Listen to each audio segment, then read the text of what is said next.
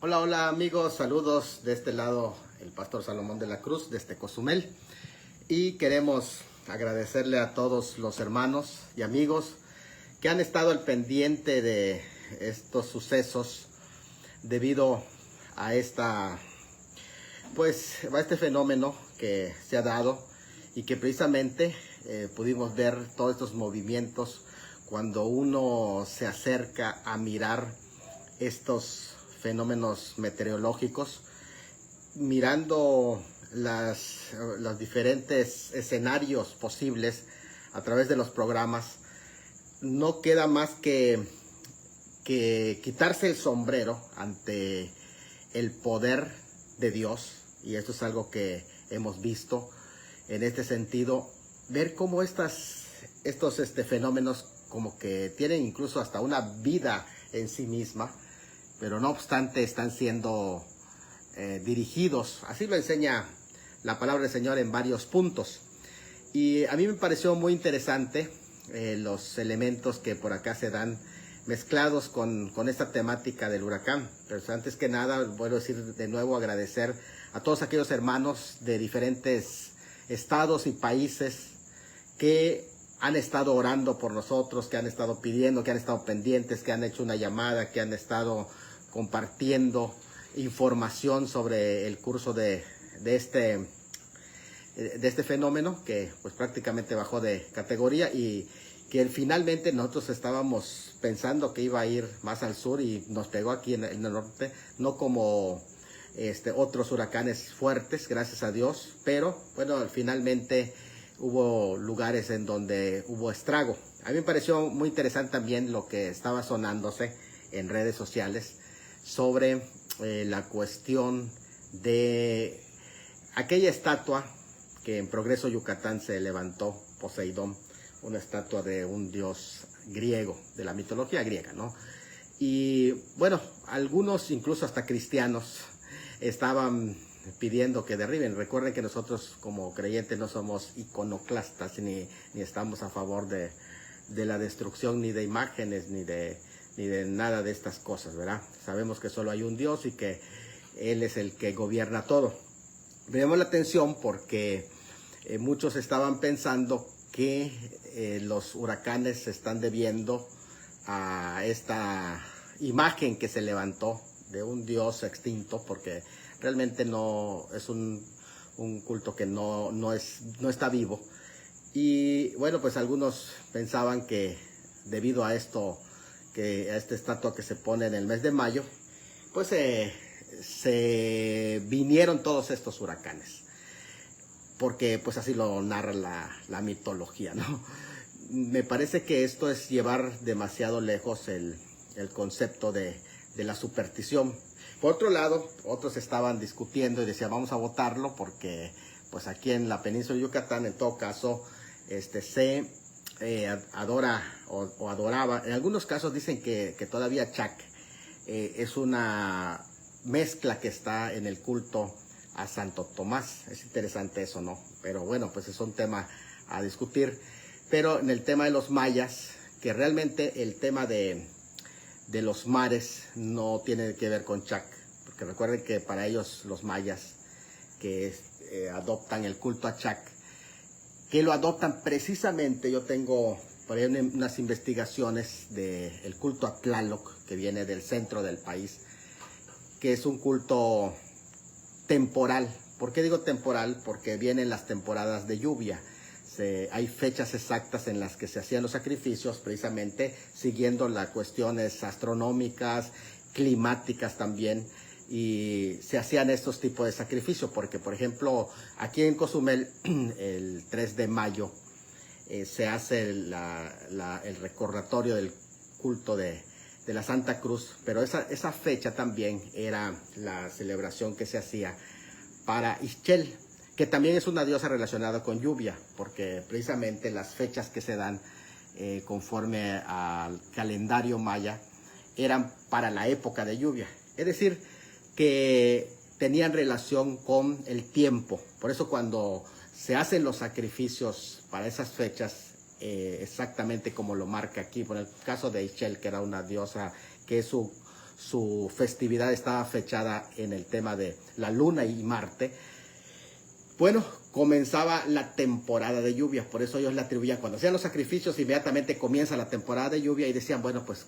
la lluvia vinieron porque se hicieron los sacrificios. Y eso es lo que pasaba igual con el tema de Chak, porque Chak fue importado, o sea, tomado del culto a Tlaloc, y se hacía en estas temporadas de lluvia. Por eso Chak es un dios relacionado con la lluvia, no con el mar. A diferencia del dios que estaba un poquito de los mayas, relacionado con los mares, que se le llamaba huracán. De hecho, ¿saben ustedes que la palabra huracán es una palabra de origen maya precisamente? Porque aquí en la península se dan mucho estos fenómenos y se le daba culto a un dios que se llamaba huracán. Es algo muy, muy interesante, que no tiene que ver con la lluvia, sino que Chak es el que tiene que ver con la lluvia. Inclusive el tema de Chak, por allá tengo varios consultores, especialmente estamos hablando de Thompson, de Age, quienes dicen que había los cuatro ángulos, ¿no? Norte, sureste y oeste, cada uno con sus diversos colores. Creo que en una ocasión, cuando hablaba yo de los caballos de Apocalipsis, lo mencionaba, pero Chak, uno de ellos, procede del este, que es decir, del oriente, y es el color rojo. Por eso en maya Chak es rojo. Y es interesante, ¿no?, que no solamente es un Chak. Otros autores dicen que no se trataba de un dios, sino que se trataba de un señor. Los señores eran como especies de los regidores que ayudan al gobierno, ¿no? Y que habían 4 Chakes quienes pues estaban encargados, como aquí, por ejemplo, que del agua, el dios del agua, señor del agua, es del agua potable, ¿no? Ese es un ejemplo, ¿no? Hay muchas interpretaciones que se hacen. La cuestión aquí es muy interesante porque esto me lleva a una reflexión. Yo quise compartirla con ustedes, hacer reflexión sobre esto. ¿Cuál debe de ser la teología que tiene que permear? Porque ante esto creo que seguir creyendo en que existen otros dioses, otros señores, no es la perspectiva. Y cuando digo esto es que cuando nosotros atacamos algo que no existe, pues en cierta forma estamos desenfocados. Y entonces nosotros enfocamos a lo que Pablo dice, que solo existe un Señor y un solo Dios. Quiero compartir con ustedes una porción interesante en el Salmo 93. El Salmo 93, que es un salmo que es corto, por cierto, es muy corto el Salmo 93. Me gustaría que lo busquen, localícenlo. Está dentro de la sección del libro cuarto de los salmos, porque los salmos vienen clasificados, pero está el libro cuarto comienza con el Salmo número 90, que es un salmo de Moisés. Por cierto, para una característica, cuando un salmo no tiene título, el anterior, cuando dice, por ejemplo, el Salmo 90 dice Salmo de Moisés, pero el Salmo 91 no nos dice quién es el autor. Entonces, la tradición, pero no la exégesis, no, simplemente la tradición la adjudica al mismo autor. Cuando no se tiene diciendo Salmo 91, Salmo de Moisés, no se dice, pero como el 90 es Salmo de Moisés, se le atribuye el mismo título. No así en este caso, que es el 92 y el 93, porque a partir del Salmo 93, 94, 95, 96 hasta el 100 son salmos reales, así se le conoce, porque hablan de la realeza de Dios. No aparecen con títulos. A mí me llama la atención porque me parece que no corresponde con Moisés, porque ya se habla de un templo en el versículo 5, que el Dios está en su santo templo. Y es interesante esto, porque este salmo comienza con una expresión profética muy importante, que bien lo señalan los escatólogos, que la expresión cuando dice Jehová reina, es una expresión que declara de antemano o anuncia, cuando los salmos comienzan con esta declaración. Dice Bullinger es un erudito, que él dice que cuando los salmos comienzan con la expresión Jehová reina, está hablando de la entronización real que va a suceder cuando Cristo sea nombrado como el Rey Jehová. Es interesante esa frase que yo estoy diciendo porque es profética y se va al cumplimiento en el reino mesiánico. O sea, cuando ya el Mesías es proclamado como rey. Ahora, él es rey porque allí mismo lo dice que su trono es eterno. Pero la manifestación de su presencia real, con vestidura real, va a ser en el momento de su entronización, precisamente en el reino mesiánico, cuando sea manifiesto ante todos que Él es el rey. Entonces la expresión Jehová reina, dice Cohen, que es un erudito judío también, que esto no puede aplicarse al tiempo de hoy, sino que es una expresión que va hacia el tiempo futuro del reino mesiánico. Pero es interesante esto. Hay dos partes en las que se divide el reino de Dios en este salmo. Y yo quiero compartirlo porque si logramos entender este salmo, nos vamos a dar cuenta, porque en especial la parte que vamos a comentar y el significado es que cuando poéticamente dice, alzaron los ríos, oh Jehová, los ríos alzaron su sonido. Y también el Señor está sobre las olas de los grandes mares, y Él está sobre ellos controlando. Vamos a ir entendiéndole. Me gustaría que vayamos profundizando en este salmo y aprovechemos para entender este concepto. Dos cosas sobre el reino de Dios. El reino de Dios, en primer lugar, se habla del aspecto providencial. Providencial es ese reinado que Dios realiza sobre toda su creación, sobre todo lo que Él ha creado. Pero es interesante esto, miren. Dios no solamente es rey, pero es el único rey, Dios, escúchenlo bien, que no entra ningún Dios en esta categoría. Cualquiera que sea el Dios que sea adorado en cualquier cultura, no existe un Dios y no existe tampoco ningún rey que haya creado a sus súbditos. O sea, aquí es donde entra lo que estamos hablando, el reinado providencial, que Él creó a sus súbditos, creó su reino. O sea, Él es el único rey que ha creado a sus súbditos. O sea, es de eso que se trata. Y de hecho, aquí la cuestión tiene que ver con creación. Le voy a decir por qué.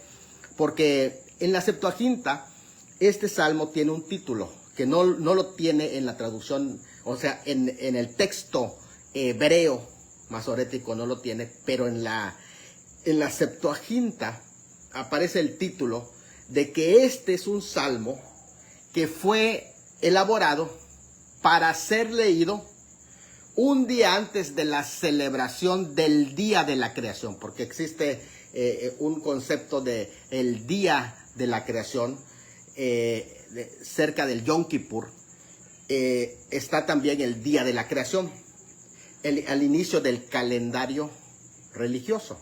Y es interesante esto, le voy a decir por qué.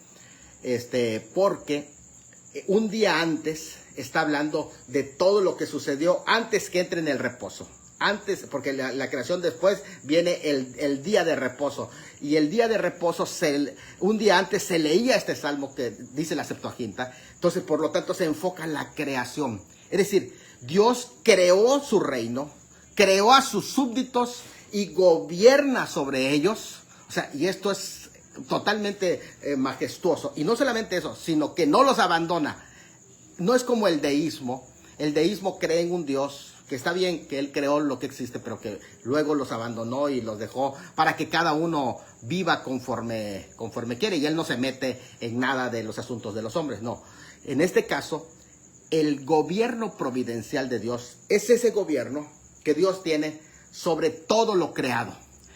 Sea que quieran voluntariamente someterse a su reino, o sea que no. Precisamente por eso, cuando tú lees en las primeras partes, las primeras secciones del libro, habla de ese reinado providencial. Después va a hablar del reinado de gracia, que ya no es con la creación, sino que es con su pueblo. Son dos partes del concepto de reinado que aparecen en este salmo. El primero es su reino soberano sobre la creación. Y la segunda parte es su reino de gracia sobre su pueblo. Y estos dos conceptos aparecen muy bien, no solamente en todo el Antiguo Testamento, sino que también aparece bien entendido en este salmo. Así que vamos a entrar, y yo sé que es emocionante esta parte, porque lo primero que menciona en este salmo cuando dice Jehová reina, el Señor reina, se vistió de magnificencia. Es interesante esto, porque cuando declara que el Señor reina, está diciendo que no está pidiendo permiso para reinar, que no está diciendo, a ver, ¿quiénes votan por mí que acepten mi reinado? Ni siquiera está, o sea, cuando se habla del reino providencial de Dios, es que Él gobierna sobre todo y sobre todos. Él es soberano sobre todos. Aquí no se está hablando de ese reinado voluntario de su pueblo. Aquí se está hablando de la soberanía que Él tiene sobre todo lo que existe. Y de tal modo que Él hace, porque lleva un control de todo lo que sucede en el mundo. Y ese control dice Jehová reina. Aquí el anuncio de esta entronización para este salmo, que algunos dicen que se va a cantar en el milenio, y que incluso un erudito que me parece que es Bullinger, dice que esa es la expresión del cántico que aparece en Apocalipsis cuando se canta acerca del reino, y que parte de estos salmos, los salmos que hablan de ese reino, se van a entonar. O sea, ya están listos los cantos de entronización. Y algunos dicen que el Salmo 93 es uno de esos salmos que se va a cantar cuando Cristo sea entronizado, precisamente en el reino milenial, y ante todo sea manifestado su reino. Pero cuando dice se vistió de magnificencia, lo que allí está diciendo es que puso sus vestiduras reales. O sea, la diferencia entre la primera venida, cuando Él viene como un cordero, sencillo, humilde, que viene con relación al pecado, porque viene a morir por el pecado, a derramar su sangre, y Él estuvo, pues prácticamente lo que dice Filipenses 2, se humilló hasta lo sumo. Y luego tomando, fue obediente hasta la muerte, y muerte de cruz. Recibir la maldición y hacerse pecado por nosotros, en el sentido de ofrenda por el pecado. Y esto es algo tremendo. Ahora ya no. Esas vestiduras del carpintero humilde de Galilea ya se las va a quitar, y se va a vestir de magnificencia. Es decir, que todo lo que hace con esa magnificencia es que va a ser magnífico. O sea, no es pequeño. Todo lo que hace va a tener connotaciones tan importantes en ese momento, cuando ponga sus vestiduras reales, cuando se vista. Y a mí me llama la atención que la expresión cuando dice Jehová reina, se vistió. Es algo interesante, porque primero, cuando se habla de vestiduras reales aquí, está hablando con relación a la segunda venida en gloria. Pero no solamente eso, se vistió, está hablando de su voluntad, autovoluntad. No dice que lo vistieron de magnificencia, porque nadie le otorga a Él la capacidad de reinar. Nadie le otorga, ni siquiera el pueblo de Israel, el mundo no necesita otorgarle nada. Él es rey porque primeramente Él creó este reino, y Él gobierna al reino que Él creó. O sea, porque tiene todo el derecho. Y eso es el cántico de Apocalipsis, que dice que porque tú los creaste y por tu voluntad existen. O sea, Él se viste de magnificencia. Esto es algo súper poderoso, porque está diciendo, nadie me pone como rey. O sea, no es que, a ver, ¿cuántos están de acuerdo para votar para que sea? Es que Él es el rey porque Él es el rey. Y su reino, dice allá que es eterno. Vamos a leer algunas partes donde dice que Jehová se vistió, se ciñó de poder, afirmó también el mundo y no se moverá. Es muy interesante que Él, cuando se habla aquí de afirmó el mundo, o sea, Él está firme. Por lo tanto, el mundo que Él creó también se va a mantener firme. Ahora, aquí hay que entender el tema de afirmó, que no se conmoverá, porque en un momento los teólogos que defendían lo que se llamaba el geocentrismo, es decir, que la Tierra no se mueve, sino que todo gira alrededor de la Tierra, el Sol, la Luna, todo gira, y entonces aquí dice que no se mueve. Eso no es lo que está diciendo el pasaje. Lo que está diciendo el pasaje no es una cuestión física o de principios de la física. No está hablando ni a favor ni en contra de los principios de la física. Está hablando de la cuestión moral ética. No se moverá, es decir, va a permanecer firme, así como Él es firme. Su creación tiene la misma naturaleza de firmeza, si sigue los mismos principios, porque si llevan la imagen del que lo creó, se va a mantener firme. Esto es una expresión muy fuerte cuando se habla, por ejemplo, de la esperanza del creyente que se mantiene firme. Es en este sentido que se está hablando. Ahora, dice aquí también, firme es su trono desde entonces, tú eres eternamente. Aquí también habla de otra característica de su reino, aparte de que es magnificente, aparte de que es firme y estable, que no cambia, porque sus principios no cambian. Precisamente lo que se mantiene firme es los principios. Cuando los principios se mantienen firmes, también un reino se mantiene firme. Esto es muy importante para los gobernantes, porque si los gobernantes cambian los principios, ahorita lo vamos a ver un poquito más adelante, pero aquí dice que desde el momento en que estableció su trono se ha mantenido firme. ¿Saben qué está diciendo? De todas maneras, Él es rey. O sea, no es porque lo quieras tú, es porque Él decidió ser el rey, y porque desde el momento en que creó al hombre, incluso la creación entre las cosas materiales, cuando él creó todo lo que existe, lo creó para que gobierne sobre él, de modo que siendo Él el creador, ¿quién le dice nada? Es como cuando alguien inventa algo, ¿no? O crea algo. Él es el inventor, Él puede patentizarlo y nadie le va a decir cómo. Lo que está diciendo ahí el pasaje también es, la creación no puede decirle o darle orden al creador. Ahora resulta que los patos le tiran a las escopetas. Y esto es lo que está diciendo cuando dice que estableció firmemente y que en la eternidad, o sea, ni siquiera está para preguntarte si tú lo honras o no lo honras. Esto en realidad no lo hace ser más poderoso o menos poderoso. Él va a seguir siendo rey aunque tú no quieras. Y a mí me llama la atención esto porque cuando Él establece eternamente esta función, pasa esto.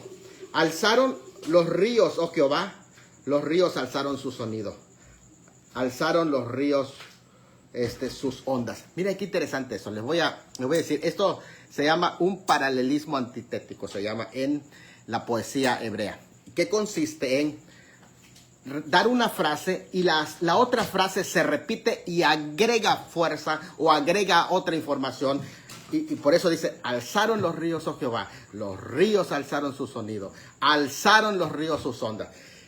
En esta frase poética, Él está diciendo, aquel que es el creador, el que creó los ríos y el que creó los mares, porque luego también va a estar mencionando esto, cuando dice Jehová en las alturas es más poderoso que el estruendo de muchas aguas, más que, dice que el estruendo de muchas aguas, más que las recias ondas del mar.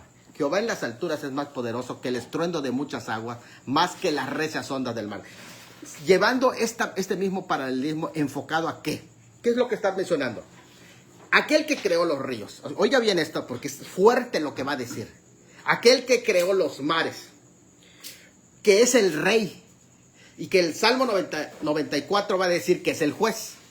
Es interesante porque el Salmo 94 y el 93 se lee en paralelo.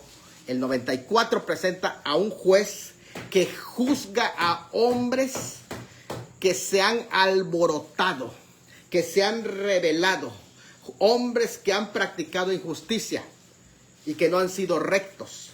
Y el Salmo 93 que estamos leyendo presenta a un rey que gobierna sobre una creación que incluso intenta rebelarse, porque los ríos y los mares son presentados en la en la poesía hebrea, no solamente en la poesía hebrea, hasta en la profecía hebrea, son presentados los mares como muchedumbre de gente. Los ríos, y que es como una especie, no estamos hablando de riachuelos o arroyos, no, ríos, pero estamos hablando de ríos enormes en donde se puede ver precisamente lo caudaloso. Pero cuando se habla del versículo de las olas, en el versículo 4, es que, vean esto, los mares tienen un límite.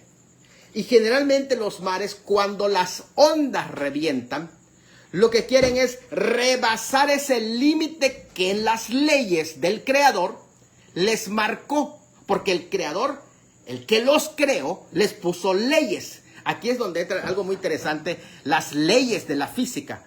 Porque existen las leyes de la física porque hay un legislador. Ese legislador puso las leyes.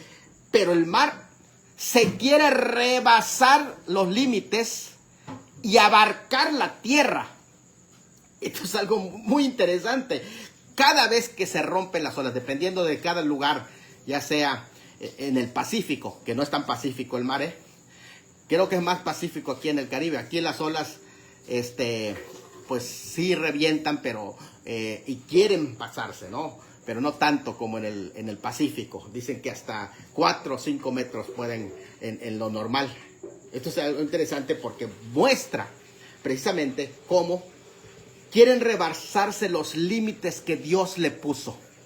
Y esto es lo que aquí se está enfocando. Claro, hay muchos enfoques más, pero uno de esos enfoques es el que quiere rebasarse los límites. Él reina aún sobre aquellos que se quieren, como decimos aquí en lenguaje coloquial, se quieren pasar de lanza. Así decimos aquí en México, ¿no? Quieren rebasarse los límites, pero sobre ellos, sobre los ríos que alzan su voz, que alzan su sonido, que quieren hacer revueltas. Ya si ustedes lo aplican, ¿a qué se está refiriendo en su reinado?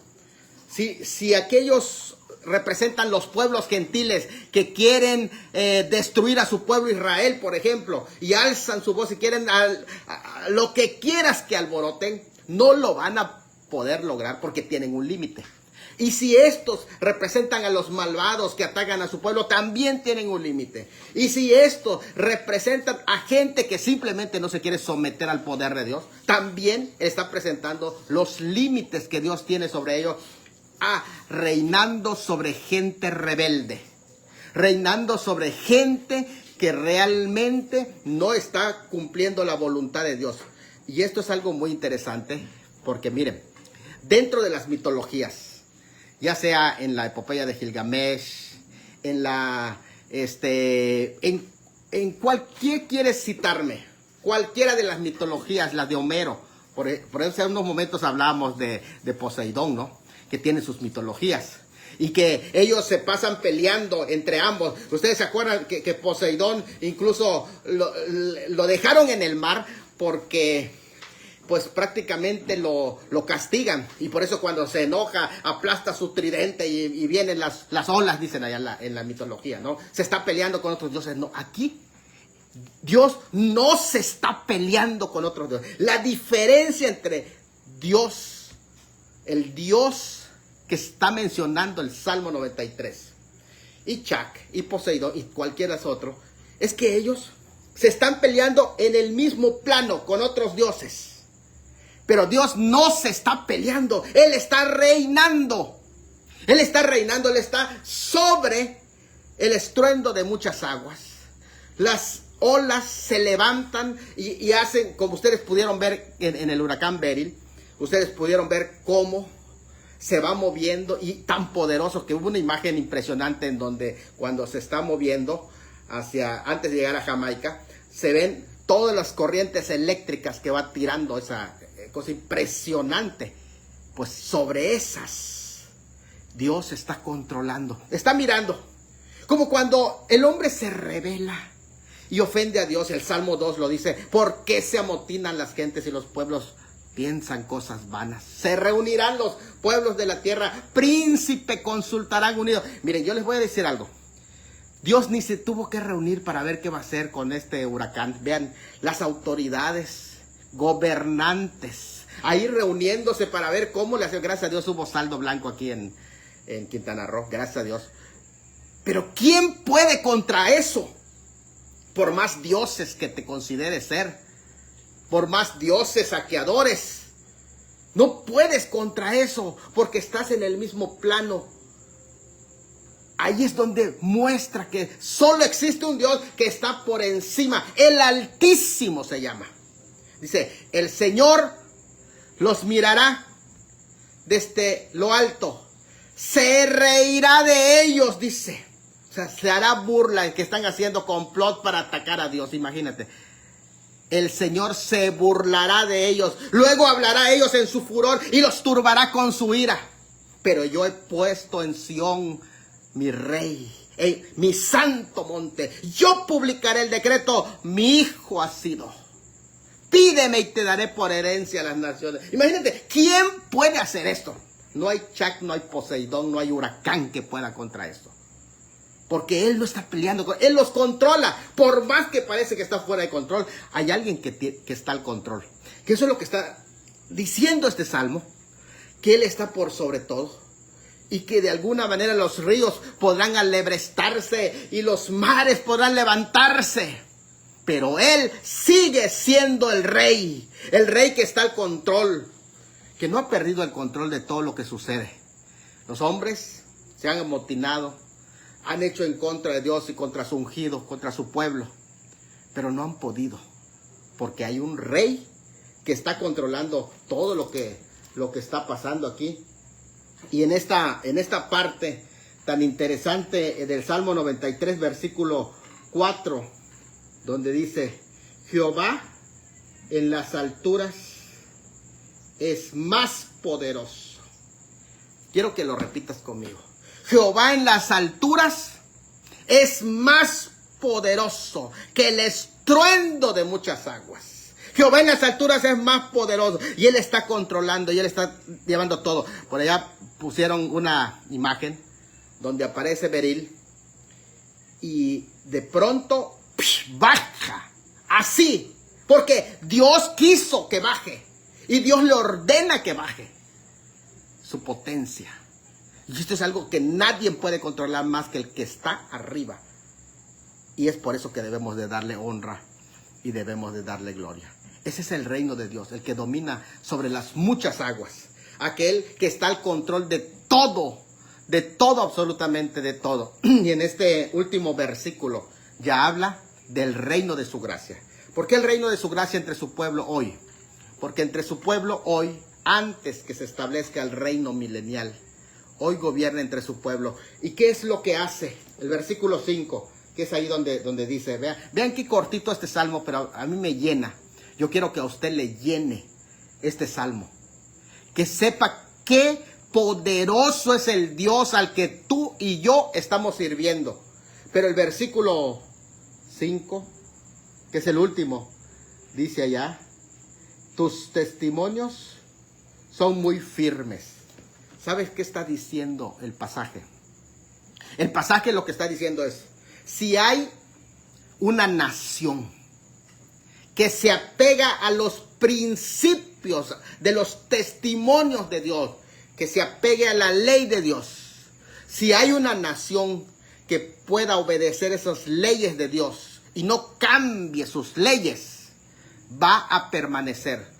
Una nación que se apega a las leyes de Dios tiene asegurada su victoria. Pero una nación que viene a atropellar los principios de Dios es una nación que corre el riesgo y el peligro de ser destruida. No va a tardar. O sea, ya es la crónica de una destrucción anunciada. Crónica de una destrucción anunciada. ¿Por qué? Porque cambiaron las leyes, cambiaron el derecho, cambiaron los principios, cambiaron los testimonios de Dios. Pero toda nación que se apega a los testimonios de Dios va a permanecer firme. ¿Saben cuánto tiempo ha durado la civilización occidental? ¿Cuánto tiempo ha durado? ¿Y sabes qué está pasando? Empiezan a cambiar los principios. ¿Por qué? Porque la civilización occidental Está basado en los principios cristianos, judeo-cristianos. Una vez que empiezan a cambiarse esos principios, va a empezar la debacle. Ya empezó, en muchos casos, la debacle en la civilización occidental, que esto es lo que está sucediendo. A mí me gustaría que entendamos esta parte. Estoy hablando del versículo 5, es el último de este pasaje, ¿eh? Y dice de esta manera: la santidad conviene a tu casa. Aquí es donde habla de la casa. ¿Cuál es la base de los principios? La santidad. ¿Qué es lo que asegura que va a tener éxito una nación que siga la santidad? ¿Y qué asegura que va a mantenerse? La santidad. La santidad conviene a tu casa. Y aquí es precisamente donde se está hablando ya del pueblo de Dios, de la gracia de Dios que se ha manifestado en el Señor Jesucristo para su pueblo. Conviene a tu casa, y dice allá: oh Jehová, por los siglos de los siglos para siempre. Solamente puede mantenerse y permanecer quien se apegue a esos principios. No el que se vuelve como las olas del mar, que quiere rebasarse los límites, que no está tranquilo y que no está conforme con los principios que Dios está establecido, pero aunque brinque lo más que quiera brincar, o se azote o se revolotee lo más que se quiera revolotear, hay un límite que Dios ha establecido y Dios está reinando. Dios va a seguir reinando. Señores y señoras, gente que me está escuchando, yo sé que hay gente que está inconforme con Dios, que está descontento con Dios. Pues ahórrate ese descontento. Él va a seguir reinando desde el momento en que creó al mundo. Él sigue siendo Dios y es el Rey de reyes y Señor de señores. Mejor vuélvete en amistad con Dios y asunto que se solucionó. A mí me gustaría dar una lectura de la conclusión de este salmo que hace Atanasio de Alejandría en su carta a Marcelino. Hablando de este salmo, dice así: los salmos 93, 96, 98 y 99 nos muestran los beneficios que derivan de la pasión del Salvador hacia nosotros y que nos son otorgadas merced a sus padecimientos. ¿Deseas rendir culto de alabanza y acción de gracia al Señor en viernes? Hazlo cantando el Salmo 93, porque fue en viernes que tuvo lugar la crucifixión del Señor. Esto es, cuando la casa del Señor fue edificada y sus enemigos con estruendo trataron de impedirlo. Por eso es conveniente en ese día entonar palabras de triunfo y victoria, como los que encontramos en este salmo, declarando que el poder del Señor está por encima de todas las cosas. Como les decía, un día antes del día de reposo se cantaba, es decir, en un viernes. Y esto es algo muy interesante porque está hablando de la creación, pero que también habla de los enemigos que no quieren que reine. Este salmo tiene una actualidad hoy. ¿Cuántas personas ya quieren deshacerse de las leyes de Dios? ¿Y saben cómo le llaman? Ligaduras. No queremos. Quitemos sus cuerdas de nosotros. No queremos nada con el cristianismo. Y esto es lo que se está haciendo en este momento. Quitemos de nosotros sus ligaduras. Son un mensaje de odio. Que no saben, que no se dan cuenta, que no quieren reconocer que es el mensaje de amor más grande que ha existido. Bien, pues de esta manera, pues estamos aquí saludándoles y quiero leer algunas notas. Mira, tenemos varias. Dice allá, bendiciones. Dice la hermana Brenda Betsabe, saludos aquí. Pues por allá creo que se está yendo Beryl, pero ya debilitado. Marcial Zúñiga, saludos amigo, dice igual a ti Marcial. Pronto salimos de nuevo. Así es, ya estamos preparándonos aquí. También tenemos allá a y Karen Sara, bendiciones de Champotón, saludos pastor también, un abrazo. Alberto Estrella Chip dice bendiciones hermano, que Dios te bendiga siempre, saludos y Dios les ha guardado también a ustedes, que no les llegó, mira se desvió por acá Beryl. Marcelino Damián Juchín dice, Dios le bendiga, varón de Dios. Isaac Martínez, si somos un Estado nacional pluricultural, entonces que también pongan una estatua de Jesús. Oh, muy buen comentario, mira exacto, porque una estatua de Jesús, porque él también dominaba las aguas, convirtió el agua en vino, caminó sobre las aguas. Este sí es el verdadero Dios, calmó la tormenta. Y culturalmente habemos muchos más cristianos y también debemos sentirnos representados. Yo estoy totalmente de acuerdo, Lick. Que Dios te bendiga. Gracias por ese comentario hermoso. Y aquí tenemos a José Brito. Dice, es sencillo. Aunque el escenario terrenal sea blandengue o inestable, Él está al control de todo. Esto es lo que me gusta del Salterio, porque la figura del rey predomina en los salmos. Es magnífica esa palabra, claro que sí. Y ahí está, miren, está el Salmo 29 también para que lo lean. El Salmo 46, el Salmo, bueno, los salmos siguientes hasta el 100, del 93 hasta el 100, De hecho, el 100 es como un puente, pero algunos no lo incluyen y otros sí dentro de esos salmos. Otro día les voy a dar las razones por las cuales igual hay otro salmo que presentan en lugar de rey, lo presentan como juez, pero es la misma figura. También tenemos allá a José Brito. Un abrazo, Pastor Salomón. Gracias, amigo. José Brito, espero verlo pronto. Claro, yo estoy esperando acá, incluso hasta tengo un libro que compartirte. Dice allá, tomando nota, pastor, presenta a un rey que gobierna sobre una creación que incluso quiere revelarse correcto, y los males representan muchísima gente. Pues exactamente, es correcto lo que dice el comentario. Qué bueno que están haciendo retroadmisión. Eleazar Estrella también dice, saludos y bendiciones, pastor, desde Champotón, igual para ustedes. Que Dios me los bendiga grandemente. Un abrazo a los champotoneros. Amén, amado pastor, bendiciones. Daniel Priego, amén, gloria a Dios, así es. José Brito también, de nuevo, Atanasio de Alejandría, carta a Marcelino. Esa es la nota final que dimos. Mira, aquí tenemos atentos mucho. Mira, tenemos también a la hermana Carmita Casanova. Saludos desde Escárcega, hermano. Dios le bendiga. Bendiciones. Y por acá, claro, igual, hermana, para ustedes, Agustina López, Dios me lo bendiga. Solo mi tinaco desapareció. Mire, con cinta creo que lo amarraron. ¿Cómo va a ser? Salió volando el tinaco. Bueno, pues allá hay que recuperarlo. Dice allá Joseph Brito, no lo amarran bien, dice. Aquí también la cuestión de prevención. Yo no quise tocar tampoco los temas de estos porque no soy tan indicado para eso. Hermana Claudia Esther dice, bendiciones, hermano, aprendiendo de sus enseñanzas. Sí, hermana Claudia, le mandamos saludos desde Cozumel. Un gusto fue saludarle en Cancún, y espero que todo el material que con todo corazón dejamos por allá, yo sé que va a ser de bendición para ustedes todos. Joseph Brito, mañana, buen comentario, buen comentario, la verdad va a ser de bendición. Espero que llene sus almas. A mí me ha llenado muchísimo, y me gustaría ir comentando salmos de esa naturaleza reales, como hemos visto. Bendiciones, siervo.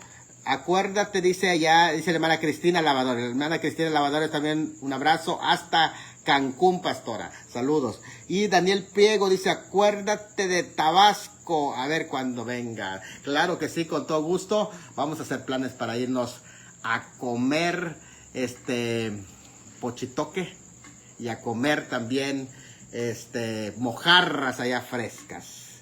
Dios me los bendiga a todos. Si no hay preguntas respecto al tema que hemos tocado, que tiene muchísimas aristas, se tiene de dónde cortar, y hemos hecho este estudio del Salmo 93, que es uno de los salmos reales. Espero que haya quedado y que sea de mucha bendición. Hay otro comentario ya de mi amigo Joseph Brito, joven, es un joven. Quiero decirte que también Agustín de Hipona también hace un comentario en sus escritos sobre este salmo, y él hace un comentario en uno de sus escritos que se llama En narraciones sobre los salmos. Y en el Salmo 93, él hace este comentario rápido, no lo voy a leer porque es largo, pero lo voy a comentar. Él dice, comentando el título del Salmo, dice él, comentando este título, que como esto sucede, es un salmo que se leía un día antes del día de reposo de la creación. Así le dice, un día antes, o sea, él dice, cae en viernes. Y entonces hace una cronología para mostrar cada uno de los días de la creación y va poniendo las etapas de la vida del ser humano. Y él pone que el cuarto día fue cuando viene el sol de justicia, que es Cristo. Y estamos prácticamente luego entre el quinto día y el sexto día es el tiempo en el que ahora estamos viviendo, dice Agustín de Hipona, y que el séptimo día de la creación va a ser el reino de Dios. Entonces así lo maneja él de esa manera. Dice, saludos cordiales, dice el hermano José Gómez, estimado maestro, Dios le bendiga. Siga usando grandemente, Dios te bendiga, amigo. Aquí, bueno, ya viste por qué no te contesté, porque te contesto y se corta la llamada, pero pues ahorita que ya publique, ya puedes marcar. Todos estamos bien acá, y espero que este salmo sea de mucha bendición. Este salmo me llenó muchísimo, me llenó mucho de saber que Dios está al control, que Él reina, a pesar del ajetreo que pueda existir. Ahí pusimos una interpretación de lo que es las olas, los ríos alebrestados, pero que aún sobre eso, Él está gobernando Él está al control de todo lo que sucede. Bueno, pues saludo, Dios me lo bendiga. Si no hay preguntas, si no hay más aportaciones, de esta manera vamos a dar por terminado esta plática y reflexión también del Salmo número 93. Saludos a todos, y dice allá, gracias pastor por esta palabra. Con todo corazón para todos ustedes. Nos vemos pronto, así es. Saludos.